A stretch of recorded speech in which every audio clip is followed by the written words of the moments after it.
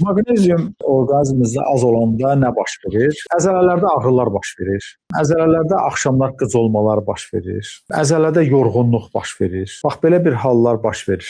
Əgər bunlar baş vermişsə, ən azından qan analiz elətdirib maqneziumunuzu yoxlatdıra bilərsiniz. Və bunlar əgər ümumiyyətlə baş veribsə, bunlardan hansısa biri saydıqlarımdan biri sizdə varsa, siz ləpəli bitkilərə və əsasən də badama daha çox üstünlük verin. Qidaların içərisində ən çox maqnezium badamın tərkibində var. Hər gün bir ovuc badam yeyirsiniz. Balqabağın da tərkibində var, düzdür. Balqabaq tumunun da tərkibində var, amma məsələn balqabaq tumunu çox yemək olmur, ürək bulanma verir.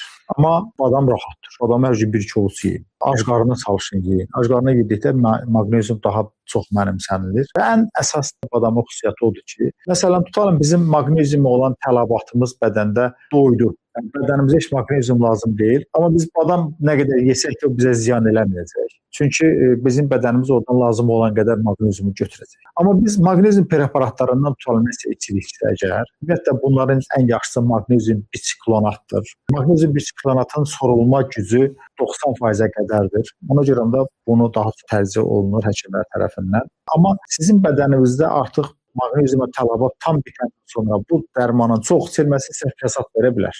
Başqa mineralların bədəndən qovulmasına səbəb ola bilər. Amma badam yeməkdə bu problem yoxdur. Ona görə ən yaxşısı təbii qidalanmaqdır inşallah.